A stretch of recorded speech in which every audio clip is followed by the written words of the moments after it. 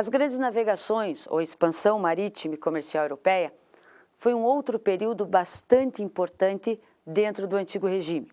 O que foram as grandes navegações? Foi um período em que as nações europeias iniciam um processo de exploração e de conquista de novos territórios. Este processo de conquista de novos territórios inseriu-se em que contexto? No contexto de formação dos estados absolutistas, no contexto da política econômica do mercantilismo. Então, esse período de grandes navegações, nós dizemos que ele ocorreu aproximadamente entre os séculos XV e XVI. Qual a necessidade que algumas nações europeias sentiram de buscar e de explorar novos territórios? Essas necessidades foram buscar especiarias nas Índias. Por quê? Porque os comerciantes italianos mantinham um monopólio comercial com o Oriente, através do mar Mediterrâneo. Então era necessário achar um novo caminho que se buscasse essas especiarias sem ter que comercializar com os altos preços cobrados por esses comerciantes.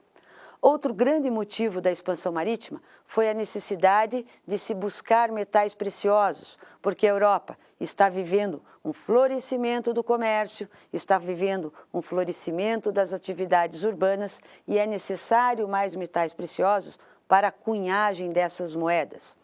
Portanto, a expansão marítima se faz em um contexto em que o Estado absolutista e a burguesia necessitam o desenvolvimento desse comércio. Por isto, se faz necessário a busca de novos territórios. Não podemos esquecer que esta colonização europeia na América se dá no momento em que a Europa também está vivendo outras mudanças. Que mudanças? Essas mudanças são de ordem religiosa, cultural. O que vai acontecer? Em função dessas mudanças, os europeus vão estabelecer na América, como um todo, uma colonização extremamente religiosa.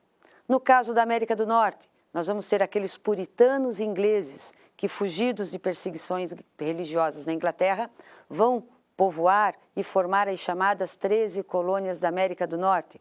No caso da América Latina, nós vamos ter aí a colonização dos países ibéricos que vão colocar na região da América Latina toda uma orientação cristã católica. Então nós dizemos que toda a colonização europeia na América foi feita sob a égide do catolicismo. Isso se explica o porquê dos europeus estabelecerem aqui na América Latina a figura dos jesuítas, que foram soldados da fé criados para vir para cá converter esses povos, que eles chamavam de povos primitivos, para tentar, com a conversão desses povos, evitar, conter a expansão do protestantismo que está acontecendo na Europa nesse período. Não podemos esquecer que a reforma religiosa ou reforma protestante, ela também insere-se nesse contexto e, junto com o renascimento cultural, acabou gerando, então, toda essa expansão marítima e esta colonização europeia na América. A reforma religiosa, nós lembramos, ela começa na Alemanha. O que nós chamamos de Alemanha agora, na realidade, neste período, era uma região que chamava-se Sacro Império Romano Germânico.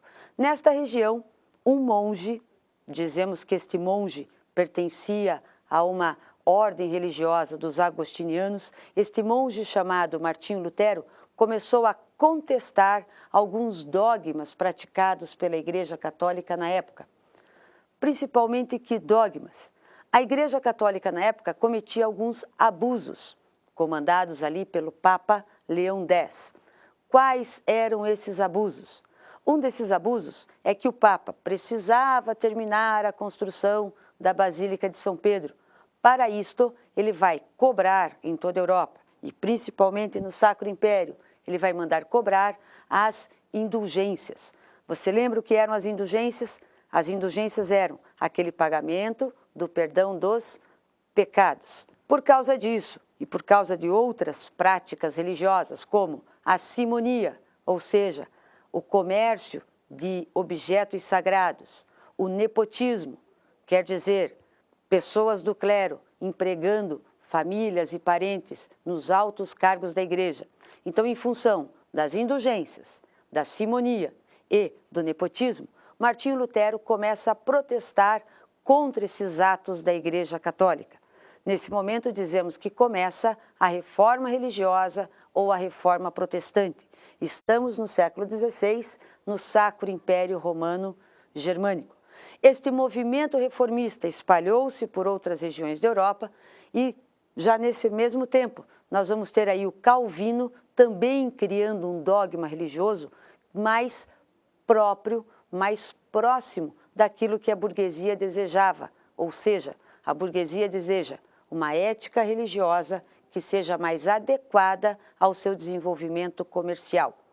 E qual vai ser o dogma religioso protestante que maior ressonância vai ter por toda a Europa? Vai ser o dogma projetado por Calvino. Por quê? Porque Calvino desenvolveu um dogma religioso muito mais adequado aos interesses burgueses, interesses esses que se baseiam aí na evolução de todo o desenvolvimento capitalista. O calvinismo, conforme o país em que ele foi adotado, ele passou a ter nomes diferenciados. Por exemplo, na França, aquelas pessoas que adotaram o dogma calvinista foram chamados de huguenotes. Então, os huguenotes franceses, aqueles huguenotes franceses que no século XVI invadiram o Brasil, são os calvinistas. Na Inglaterra, os seguidores de Calvino passam a ser chamados de puritanos. Portanto, quem colonizou a América do Norte foram os puritanos ingleses, os calvinistas, que, fugindo de perseguições religiosas, perseguições políticas, saíram da Inglaterra e vieram para a América do Norte. Por que esses puritanos saíram da Inglaterra? Porque o rei Henrique VIII, da dinastia Tudor, havia estabelecido na Inglaterra um ato de supremacia e por este ato de supremacia ele rompeu com o dogma da religião católica e criou então a religião anglicana, onde ocorria a supremacia do rei sobre a supremacia papal. Portanto, esses puritanos, em função da Inglaterra ter se tornado um país de religião anglicana, esses puritanos saem da Inglaterra e vêm colonizar a América do Norte. Então, não podemos esquecer que a reforma religiosa é mais um momento de transformação que está ocorrendo na Idade Moderna e que este momento de transformação está ocorrendo por quê? Porque está havendo desenvolvimento do capitalismo comercial. Só ocorreram essas reformas religiosas neste momento em função do desenvolvimento desse capitalismo, em função desta burguesia, precisar de uma ética religiosa que fosse mais favorável a este desenvolvimento comercial.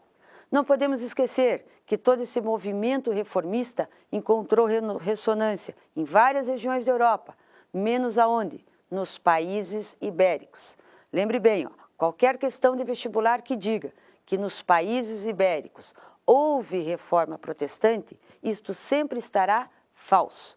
Então vamos lembrar alguns fatos importantes desse momento da sociedade do Antigo Regime. Então, a partir do século XV, o que nós vamos ter na Europa? A formação das monarquias nacionais, a formação de Portugal, da Espanha, da Inglaterra e da França. Com a formação dessas monarquias nacionais, nós vamos ter a adoção das práticas econômicas do mercantilismo. A partir daí, nós vamos ter a adoção nessas monarquias de uma prática política que nós chamamos de absolutismo, onde o rei concentra todos os poderes em suas mãos. Com isso, nós vamos ter também aí a expansão marítima desses estados modernos. Para quê? Para que se busque novas regiões, para que se explore, se colonize essas novas regiões e, com isto, gere um fluxo maior de riquezas para a Europa. Não esquecendo que a Europa está vivendo aí a projeção do capitalismo comercial. Além disso, nós vamos ter o movimento reformista, a mudança da mentalidade religiosa na Europa, sentindo que haverá uma necessidade de se buscar uma ética religiosa mais adequada ao desenvolvimento comercial. Então vamos pensar que todas essas mudanças que estão ocorrendo na Idade Moderna são mudanças que se fazem necessário por causa da burguesia, que é uma classe social em ascensão econômica e que esta burguesia, então, está vivendo deste desenvolvimento comercial, desse capitalismo comercial que começa a ser projetado por toda a Europa. Então, o período do século XV até o século XVIII é o período de desenvolvimento do capitalismo comercial. Por isto, ele é comumente chamado a transição do feudalismo para o capitalismo. Na próxima aula, nós continuamos falando sobre este tão rico período da história da humanidade.